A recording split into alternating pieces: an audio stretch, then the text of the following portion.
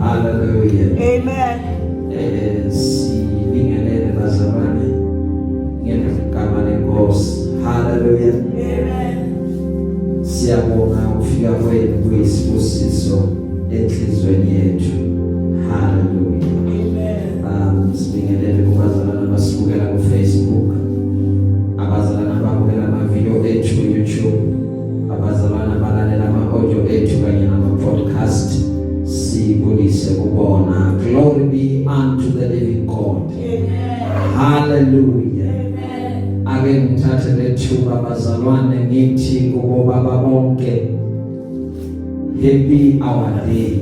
Hallelujah. Glory to Jesus. Ilanga elikhulu namhlanje bazalwane. It's one of the big days. Amen. Amen. Ya ilanga labo baba, ilanga lasibona khona ukuthi sikhetheke kangakanani. Hallelujah. Amen. Ilanga lasibona khona ukuthi si-special kangakanani. Amen. Amen. Siyabonga ke bazalwane ukusifikisa sibalulekile. Amen. Amen. Umyalezo wethu namhlanje uthi our Father. Glory be to Jesus. Amen. Ya sizokhuluma ngobaba wethu osukwini lwanamhlanje uJesu Muhle. Amen. Amen. Without any waste of time, ngicela sivale namehlo sisayizwe incwadi yamaHebrew, the book of Hebrews. Sizofunda bazalwane from chapter 1. Hallelujah. Amen. Sizothuma siyafunda ngeshumayela. Hallelujah. Amen. Khona sizosheshe siqede. Hallelujah. Indaba yethu ibalulekile lesizoyithola lapha encwadini yamaHebrew. Amen. Amen. Cela sivale namehlo. Our Father who art in heaven, hallowed be thy name. Thy kingdom come, thy will be done on earth as it is in heaven. Give us this day our daily bread, and forgive us our trespasses as we forgive them those who trespass against us. And lead us not into temptation, but deliver us from evil. For thine is the kingdom, the power and the glory, forever and ever. Amen. Amen. Cela iphethe ke bazalwane sifundele uverse 1.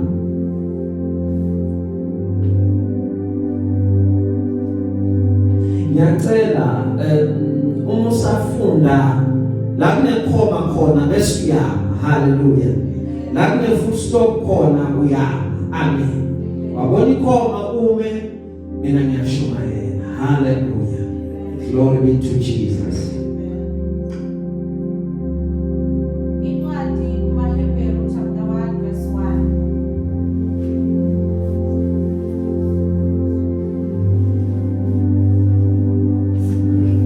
Incwadi kumaHebrew chapter 1 verse 1.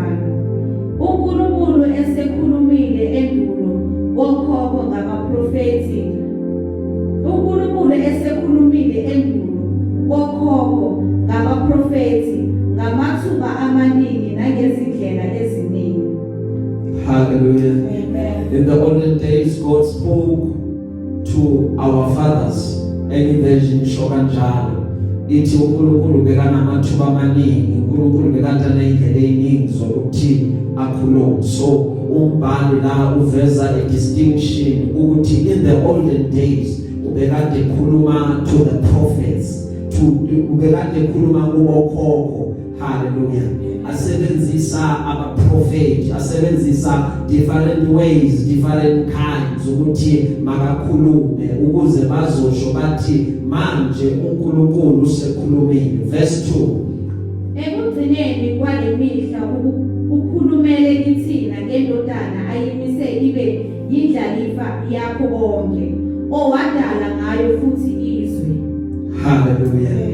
Yet nowadays umuntu akhuluma ngaye akasakhulumi through the prophets about ukuthi ungubani as God, but in our days, in our time, usekhuluma ngendodana yakhe, usekhuluma through his son. And leyo ndodana lithi iBhayibheli uNkulunkulu uyimisile leyo ndodana ukuthi ibe yindlalifa yakona konke. So everything uNkulunkulu ayenzile wayidala, uyidalele indodana yakhe ukuthi indodana yakhe izoteka over konke lokhu uJehova wenzile. Bese lithi iBhayibheli konke futhi ukudalele yona, because each time a father, lithe iBhayibheli ubaba ohlakaniphile ushiyela ingane zakhe ifa. So uNkulunkulu has already allocated ifa for indodana yakhe.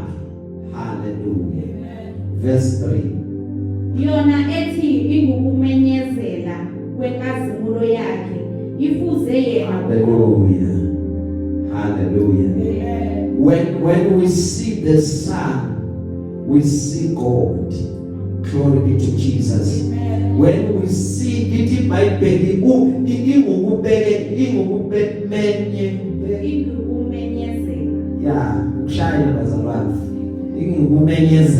hallelujah. So it is like looking at ilanga. Kahle bazalwane, thina masibheke ilanga into esiphandlayo, it's the rays of the sun or the radiation of the sun. Iyo into esiphandlayo. So uJesu uyipresence yakhe ufana nokukhanya kwelanga, because we see ukuthi uNkulunkulu inkazimulo yakhe ingalendlela through indodana yakhe. So masibone ukuthi uJesu uyakhazimula, kahle sisuke sibona the presence noma inkazimulo kaBaba through the Son. Glory be to Jesus. Qhubeka bethe. Ifuze yena uqobo, iphasa konke ngezwi lamandla ayo, isiyenzile ukuhlanzwa kwezono, yahlala ngasokunene somkhulu kweliphezulu. Hallelujah. Lithi iBhayibheli number 1, into indodana eyenzayo ukuqala inkazimulo kaBaba. Hallelujah.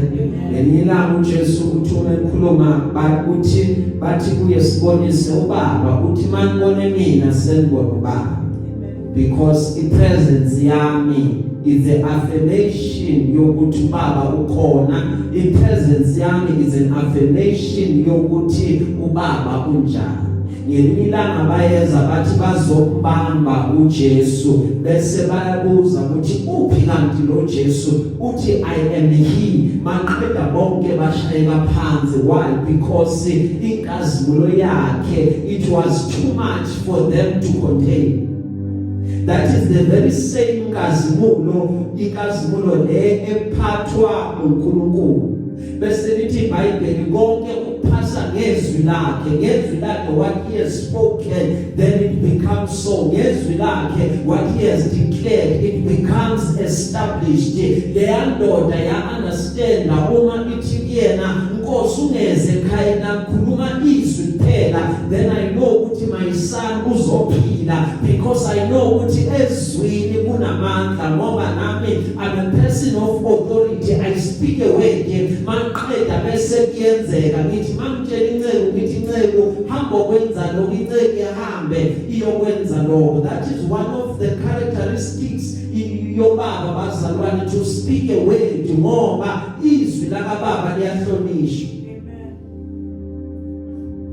Bese lithi iBhayibheli uma sekakwenze konke ubese uyabuya uhlanza izono, uma seqedile ukuhlanza izono zethu, lithi iBhayibheli wanyuka wayohlala ngakwesokunene sikaNkulunkulu. Hallelujah. Verse 4. Seyabankulu kunezingelosi, njengalokhu igama eliyifa layo likhulu kunelazo. Glory be to Jesus. Amen. He is bigger than the angels. bazalwane bengizothi namhlanje he is bigger than the angels. Amen. Ngiyayizwe sometimes abanye abantu bakhulela umthandazo wrong. Hallelujah. Amen. Ngoba nokulalela uma abanye bakhulela. Amen. Amen. Batha uNkulunkulu wami ngelosi yami ukhuleka kuye. Hallelujah. Amen. He is not an angel.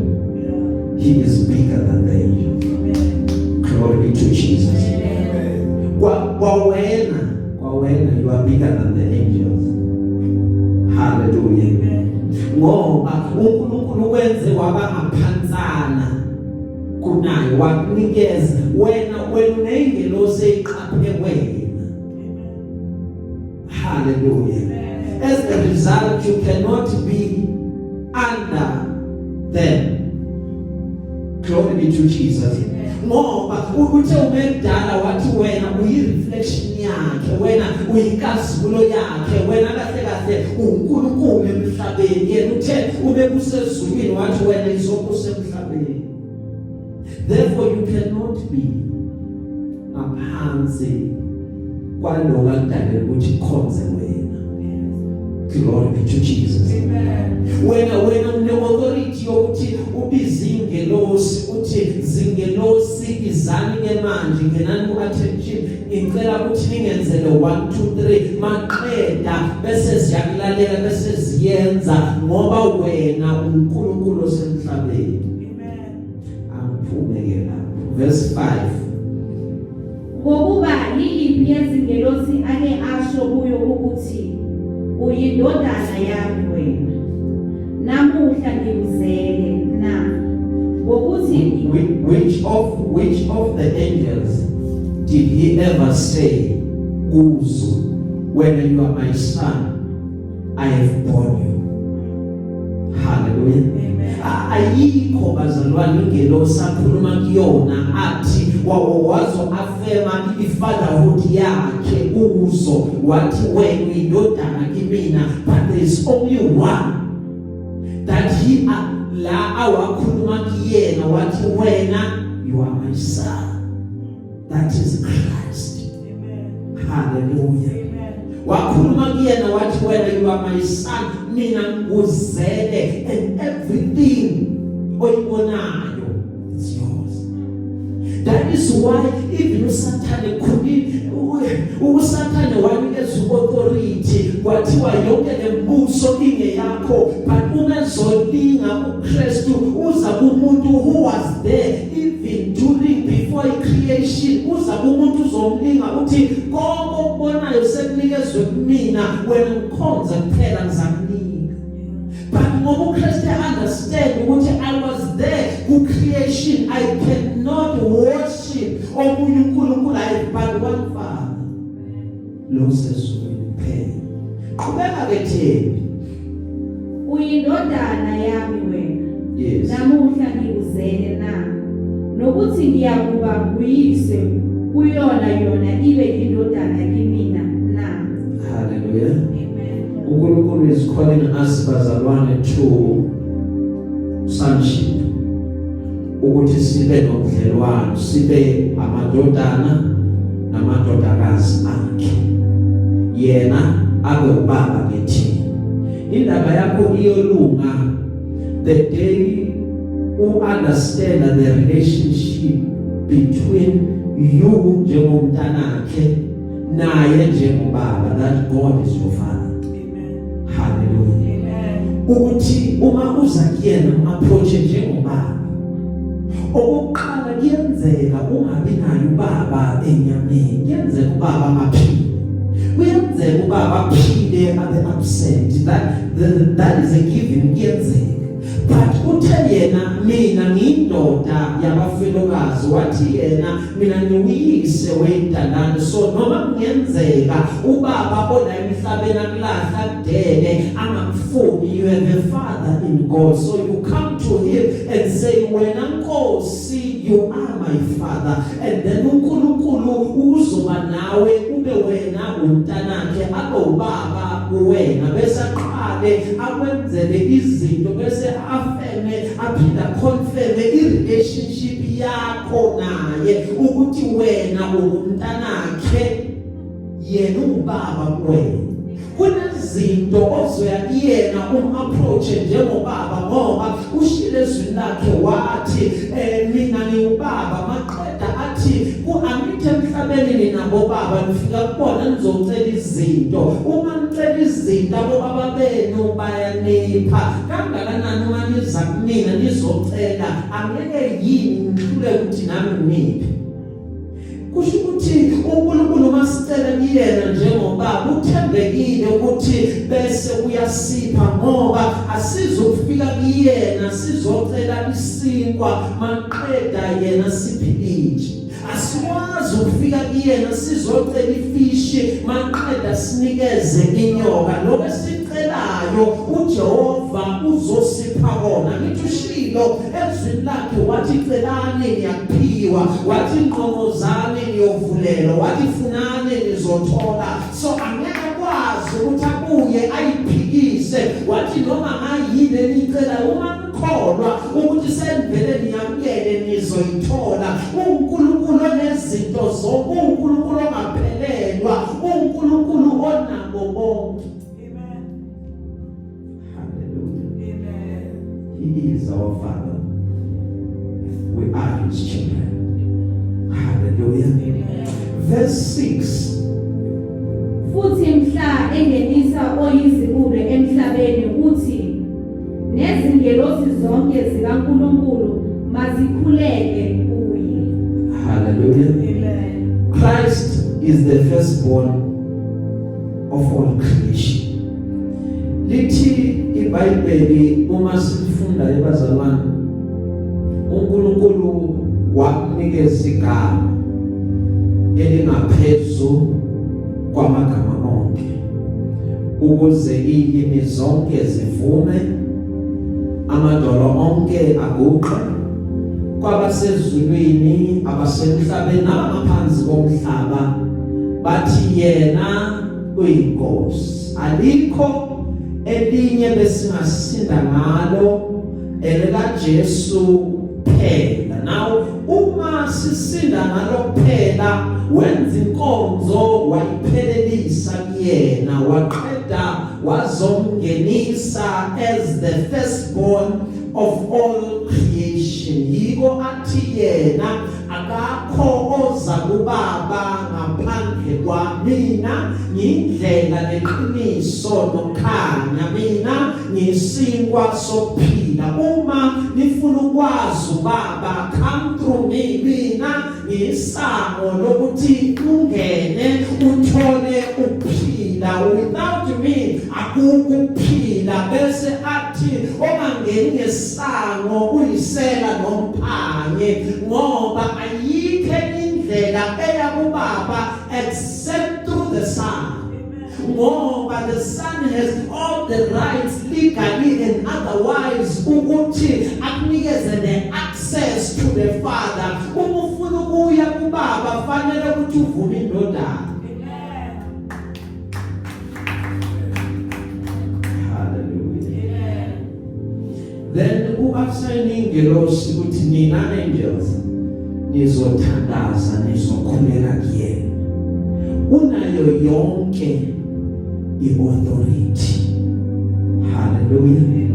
As the Son. Verse 7. Yezingelosi uthi owenza izingelosi zakhe zibe yimimoya, izikhonzi zakhe zibe ngamalangabi omlilo. Amen. Angels are spirits. Hallelujah. Angels are spirits. Ingelosi zizikhonzi zomlilo. Glory be to Jesus. Ingelosi zikhona ukuthi zizosikhonza, zikhona ukuthi zizoseva. uNkulunkulu was-assigna ukuthi azikhonze even indodana yakhe. ingakho athi usathane umezomlinga uthi usathane wena ziphonse phansi uyakuyalela ingelosi zakhe ukuba zikubane. Glory be to Jesus. Hallelujah. Verse 8.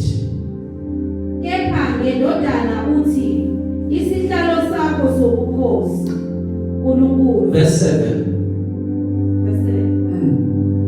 Ngezingelosi uthi owenza izingelosi zakhe zibe yimimoya, izikhonzi zakhe zibe ngamalangabi omlilo. Verse 8.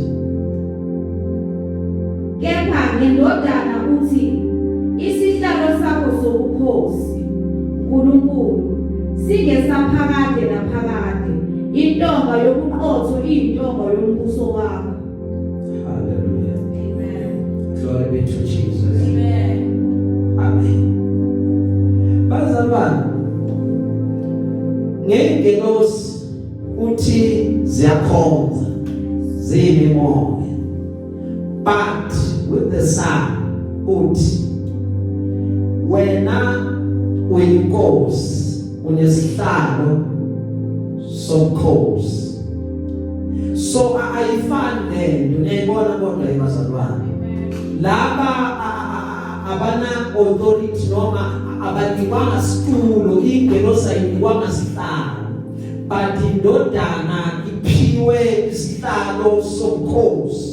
Uthi endodaneni isihlalo sakho singesaphakade naphakade. In other words, umbuso wakho awupheli. In other words, ubudodana bakho akupheli. It is everlasting ngoba wena unenduku noma unentonga, intonga yakho eyobuqotho, intonga yakho imele ijustice, intonga yakho imele ifairness, ukuthi wena wahlulela ngokulunga.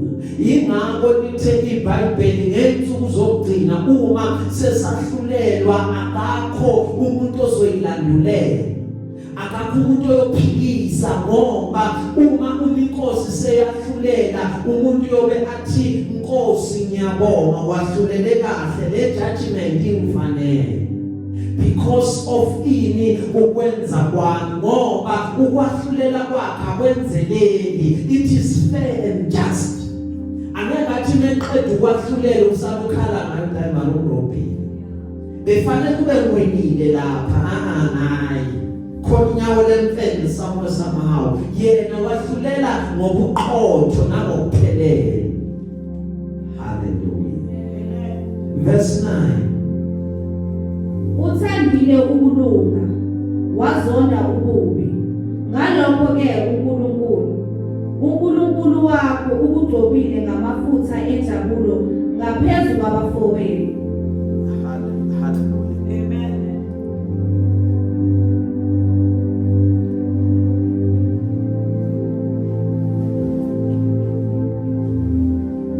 Hallelujah. Amen. Glory be to Jesus. Amen.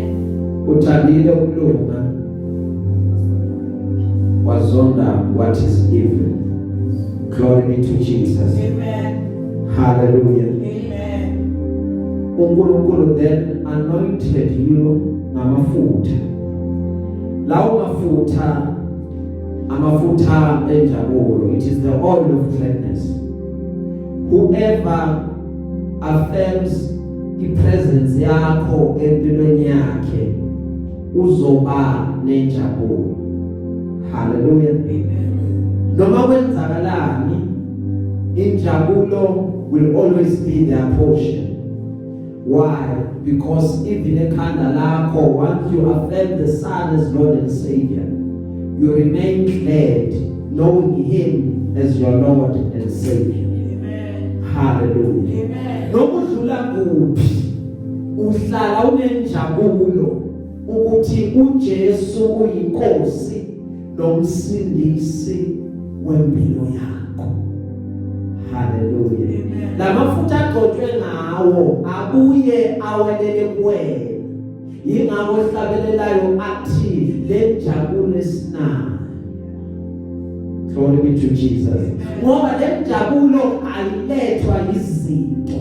Le njabulo ayishintshwa izimo. Ujabula izinto engahambi kahle, ujabula izinto engahlangani, uyibuze why moya wakho usujabulile sibhedda kangaka. It is because you have the oil of gladness. Glory be to Jesus. Ukuthi sekwenzeka konke inkosi is able ukuguqula isimo. Hallelujah. Praise be to Jesus. Verse 10. Nokuthi wena Nkosi ekuqaleni wabeka isisekelo somhlaba, amazulu angumsebenzi wezandla zakho. Hallelujah. Amen. In the beginning he created the foundations of the earth. Glory be to Jesus. Uma edala umhlaba, ubedala izulu, konke kwadalelwa the sun. Hallelujah. Njengoba ubaba uthuma esebenza akayisebenzeli yena, but uma enabantwana sebenzela abantwana bakhe. Glory be to Jesus. Yingakho ke umntwana womfana umekhona uthi umesethatha unkosikazi athi ngusumuzi kababa. Hallelujah. Amen. Akavuso wakhe but uvusa okababa ngoba i-identity yakhe iqhamuka from the father, iqhamuka from baba.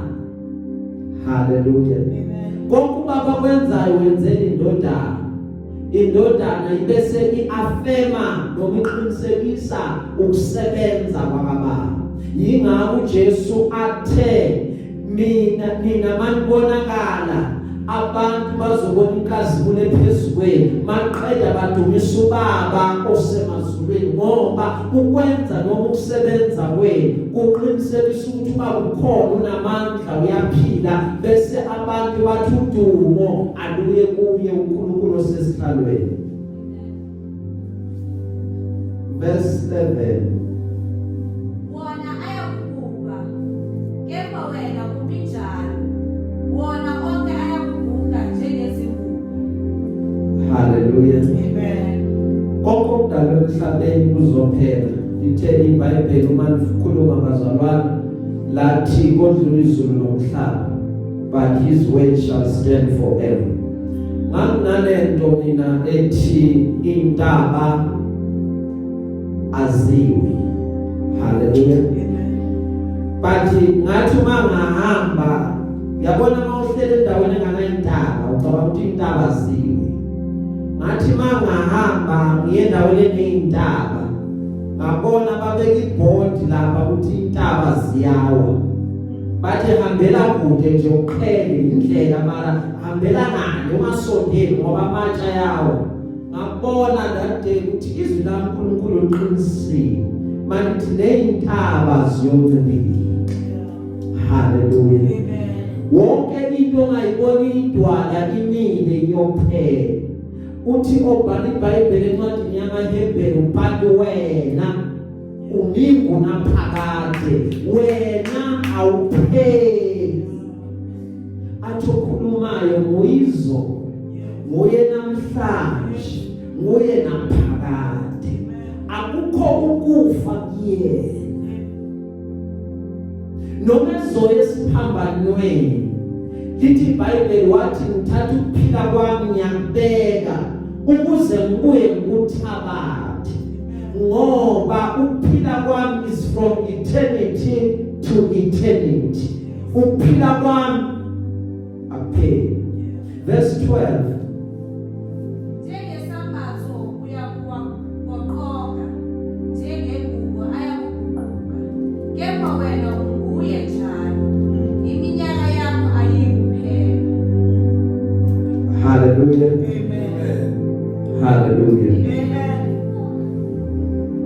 Iminyaka iminyaka yakhe ayiphele inkosi omhlabi yogoqa ugoqe njengengubo haleluya iyosoma umhlaba ingakho athi obhala iBhayibheli ngathi mangibuka ngabona a new Jerusalem coming from phezulu ngoba leladala beselisongiwe besekade seligoqiwe but yena he moves from forever unto forever he never ends hallelujah verse 13 Kepha yiyiphi yezingelosi ake asho kuyo ukuthi hlala ngasokunene sami ngize ngenze izitha zakho zibe yisenabelo sezinyawo zakho na ngicela usiphinde ku13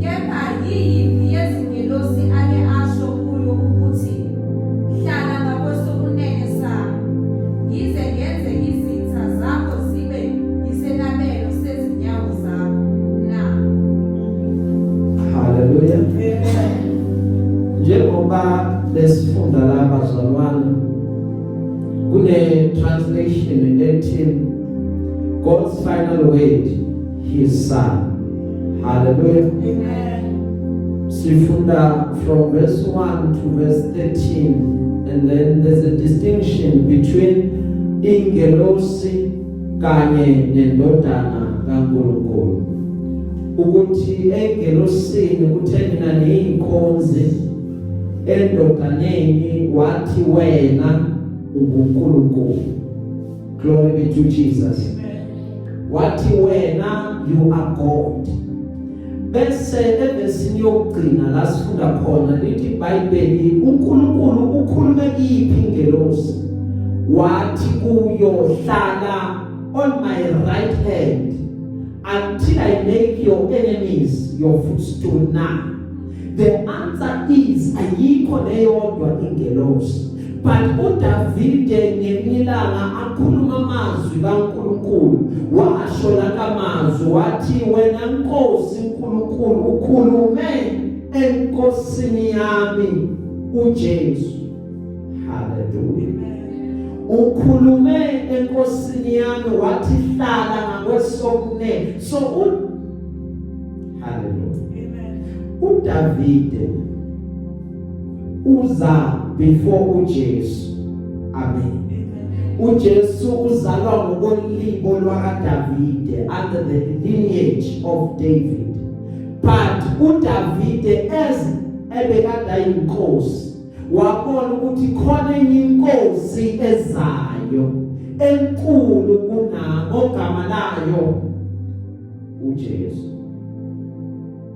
sisonke bazalwane then wathi wena Nkosi uthe enkosini yami hlala ngakwesokune until I make your enemies babe ngaphansi kwenyawo zakho ikhona yini ingelosi akhulumela lawo mazwi kuyona ayikho glory be to Jesus so sengigcina ke bazalwane ngicina nabo wena umntwana kaNkulunkulu litheni iBhayibheli we are joined as with Christ hallelujah befuna ukuvezela God our Father namhlanje and I hope and pray that I've done justice to say uNkulunkulu njengamadodana akhe njengamadodakazi akhe nathi usithatha njengoKristu glory be to Jesus ukuthi lezi zinto ayafemayo ngoKristu ukuthi wena ungumdali phezukwayo na yonke into na wena uyafema the very same thing ukuthi wena ungumdali phezukwayo na yonke into wena izwi lakho lizokhomanda izinto maqeda izinto zilekhona kuneziphi engeke uzulwenye zona uJehova uzothi hlala phansi ngize ngenze izitha zakho zibe ngaphansi kwenyawo zakho zizoza zizoguqela wena izitha zakho because God is our Father. Glory be to Jesus. Uzungasabi lutho beseqedile, ungasabi lutho, ungathuswa yilutho, unoNkulunkulu obaba wena. Whatever isidingo naso, take it to God and pray. Amokhuluma nobaba wakho uthi baba nanasi isidingo, nanasi isidingo. uNkulunkulu uthembekile ukuthi azifeze lezo zidingo nazo. uJehova uthembekile ukuthi ayiphendule imithandazo yakhe, angeke azakuyeke. He is your Father. Come to him as a Father. Hallelujah. Ungabheki kwezinye indawo, ungabuka kwezinye indawo, buka uJehova ukuthi uJehova ubaba kimi. Hallelujah. Ngoba assurile ezwi lakhe wathi uyoba nami, akukho kimina okumahlulayo ukuthi akufeze konke kimina, noma isidingo, noma ngabe yini uJehova isikhephe ukuthi akunakekele ngoba ubaba kimi. Hallelujah. Glory to Jesus. As cultivated that relationship, kuti masifika kuyena, we come to him as a Father. Hallelujah. Singafuni izinto kuyena, sifune ubuyena. Sifune the warmth of a Father. Once we seek the warmth of a Father, then uNkulunkulu uthembekile ukuthi identify ukuthi what do we need. Bese uJehova anakekele leyo nto eyisdingo as a Father. Hallelujah. Amen. Glory be to Jesus. Amen. Uzokwenza uNkulunkulu mthembe njengobaba kuwena. Hallelujah. Amen. Singaphamani sonke bazalwane.